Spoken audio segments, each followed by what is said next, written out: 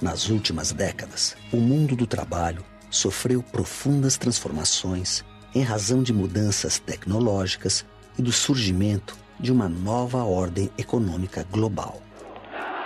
Na América Latina não foi diferente.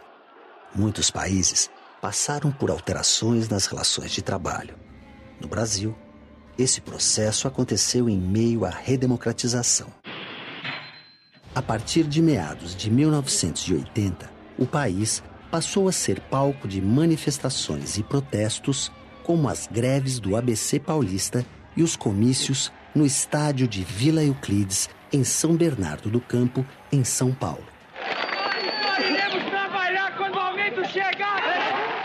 Depois de 21 anos, a ditadura cedeu lugar, gradativamente, à democracia, com a anistia política, a volta dos exilados e a campanha pelas diretas em 1984. A eleição de Tancredo Neves, em janeiro de 1985, marcou o fim da ditadura. Foi a última eleição presidencial brasileira ocorrida de forma indireta. Tancredo Neves foi eleito por um colégio eleitoral, mas morreu antes de assumir. Lamento informar que o excelentíssimo senhor presidente da República, Tancredo de Almeida Neves, faleceu esta noite, no Instituto do Coração, às 10 horas e 23 minutos.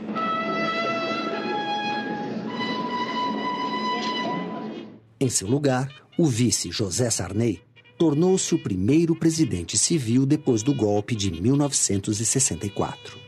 O presidente Sarney, quando assume em 1985, encontra o país numa situação muito difícil.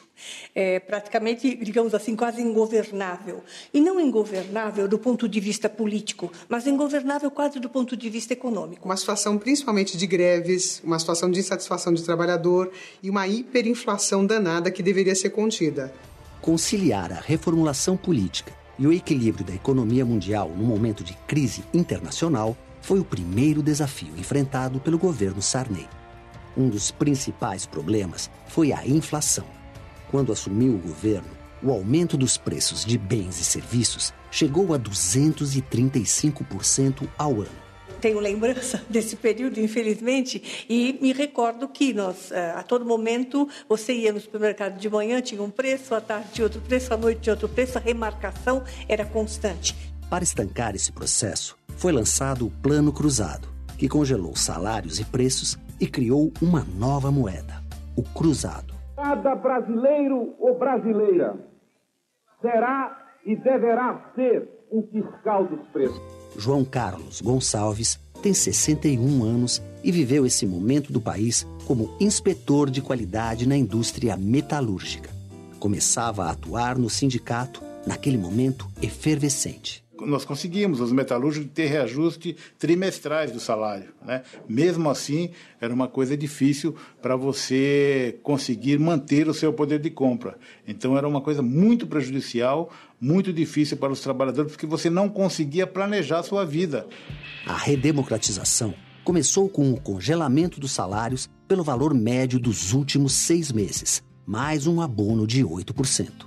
Se a inflação atingisse 20% ao mês, seria acionado o chamado gatilho salarial. Isto é, os salários teriam correção automática. É uma situação artificial de conter a inflação. Então, para você aumentar a produtividade, você tem que ter consumo. Se você não tem consumo, a indústria está parada. Se a indústria está parada, ela não oferece trabalho. Então, é uma situação de tentar consertar, na verdade, na economia a inflação, mas que não tem produtividade. Não existe um arranque da produtividade, que era o que se esperava do país à época. Se a gente tem hoje comparação de salário por hora de trabalhador com o resto do mundo, ainda a gente tem sequela daquela época. Novos pacotes econômicos e uma nova moeda, o Cruzado Novo, foram criados. Mas nem essa medida amenizou a crise por muito tempo. Ao lado disso, desde o início da abertura política, crescia o anseio por uma Constituição atualizada, que garantisse os direitos fundamentais dos cidadãos abalados com a ditadura militar. Em 5 de outubro de 1988, foi promulgada a nova Constituição do Brasil. Declaro promulgada o documento da liberdade, da dignidade, da democracia, da justiça social no Brasil. ela garantiu alguns bons direitos para os empregados. Então, se a gente pensar hoje em seguro-desemprego, se pensar em licença paternidade, se pensar na própria licença maternidade que consta na Constituição Federal e foi até ampliada mais recentemente, se a gente pensar no próprio direito de greve, então foram direitos que foram conquistados, sim, foram colocados na Constituição Federal para serem cumpridos. Wagner Pereira começou a trabalhar como contínuo de um banco nos anos 70. Na década seguinte, ele foi testemunha das mudanças e avanços promovidos pela nova Constituição. E isso veio a dar uma estabilidade momentânea para o trabalhador. Haja vista que muitos outros países, né, em décadas anteriores, já tinha isso, o seguro-desemprego, né, como foco de benefício e estabilização para o trabalhador. Então, isso gerou muito mais segurança para ele, né? Principalmente essas conquistas pós-Constituição. A ideia do seguro-desemprego é uma garantia fundamental para o trabalhador, para que ele possa se equilibrar no momento em que ele perde o emprego e vai tentar, na realidade, recuperar a sua existência, garantir a sua existência. Isso é um ganho fundamental. Em 1989, cai o Muro de Berlim, símbolo do fim do socialismo no Ocidente. No mesmo ano, o Consenso de Washington, uma reunião das principais instituições financeiras internacionais, sistematiza as diretrizes políticas e econômicas que seriam adotadas em vários países do mundo. Uma nova ordem econômica começa a reger as relações entre os países, o neoliberalismo. Quando a gente fala em liberalismo econômico, a gente está pensando em desregulamentação do governo, ou seja, o governo interferindo cada vez menos nas relações de trabalho. A ideia era de fortalecer a iniciativa privada, mas eu só posso fazer isso se o governo gastar menos, se houver controle de contas públicas, se houver incentivo à produtividade e empreendedorismo no país. Então, outras são as variáveis que têm que vir juntas com essa política econômica. Aqueles que pensam no sistema capitalista, os intelectuais, economistas, começam a implementar toda uma maneira de produzir, uma maneira de organizar a sociedade que leva ao liberalismo. Quer dizer, o mercado é que determina o quanto vai ser o salário, o mercado é que vai determinar quanto vai ser os preços das coisas. O início dos anos 90 foi de privatizações e de diminuição da ação do Estado. Nesse período, houve uma grande redução dos gastos públicos e os recursos do Estado foram usados para o pagamento dos juros da dívida externa. A inflação continuava ameaçando o bolso do trabalhador. No ano de 1989, ela alcançou o índice de 1.764%. Você tem uma abertura indiscriminada ao capital estrangeiro, o que nunca foi bom. Desde o regime militar, sempre foi péssimo. Nós tivemos um ministro que gostava de dizer que vamos primeiro aumentar o bolo e depois vai chegar a hora que nós vamos dividir. Estamos esperando até agora porque as migalhas não chegaram para nós, né? Então, estas medidas, que são medidas de caráter neoliberal, elas aviltam profundamente a vida do país, ou seja, aprofundam a dependência das nações que têm um menor desenvolvimento econômico. Os governos seguintes lidaram com a instabilidade econômica como quem trata de um enfermo. Novos choques econômicos, como o Plano Collor, surtiram efeitos passageiros sobre a economia nacional. Mudanças estruturais, como as privatizações e a maior abertura para o capital estrangeiro, iniciaram no governo Collor e foram ampliadas no governo Fernando Henrique Cardoso.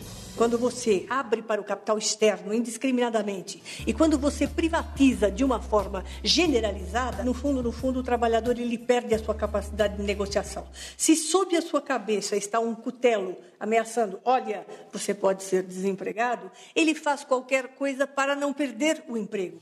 Para competir no novo cenário, as empresas tiveram que se adaptar e adotaram estratégias que incluíram a modernização tecnológica, a reestruturação dos processos de produção e a terceirização.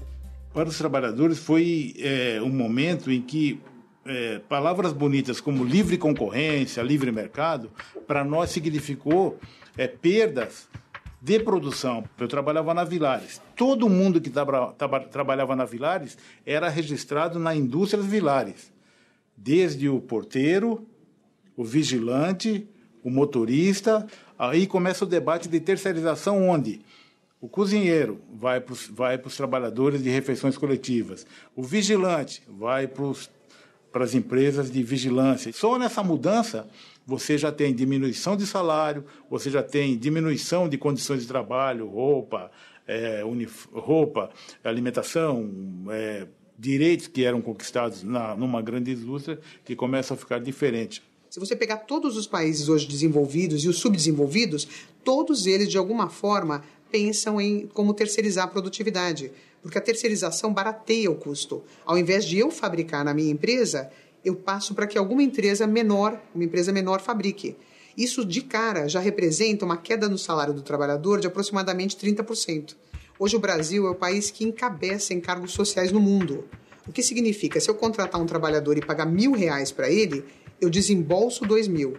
Eu, empresa, desembolso R$2.000. A gente tem uma legislação trabalhista maravilhosa, mas você tem quase metade da população economicamente ativa trabalhando como informal, trabalhando na informalidade, ou seja, sem acesso a esses direitos na totalidade. Dentro do mercado financeiro, principalmente com relação aos bancos, foi notório a entrega de compensação de cheques, né? A entrega de arquivos, né, de físico, limpeza, segurança privada, tudo sendo terceirizada. Só que notamos que essas empresas, ao mesmo tempo, deixaram de cumprir algumas obrigações trabalhistas. Com a adoção do real em fevereiro de 1994, a hiperinflação foi controlada. Com a estabilidade da moeda, o trabalhador começou a se planejar e a se endividar. No começo do Plano Real até agora, a gente tem um crescimento de endividamento grande. Embora tenha havido uma aquisição de bens de consumo muito grande, a julgar pelo que aconteceu com o mercado automobilístico recentemente, foi um boom de compras nunca visto antes. Então existe realmente a ideia de ir para o mercado, eu faço compras, mas eu não sei se eu tenho trabalho amanhã para manter esses pagamentos. O final da década de 1990 foi marcado por uma série de manifestações que reivindicavam mudanças no mundo do trabalho contra a crescente concentração de renda e a exclusão.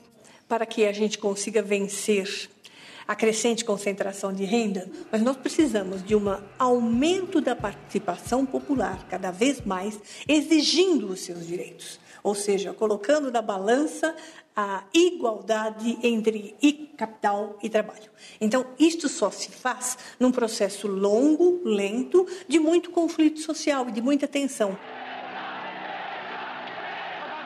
Às vezes a gente tem a impressão de que uma sociedade com tensões, uma sociedade com conflitos é uma sociedade negativa. Pelo contrário, é uma sociedade viva. Quanto mais conflitos, quanto mais manifestações, quanto mais pessoas lutando pelos seus direitos, maiores possibilidades de avançar para o bem essa sociedade tem.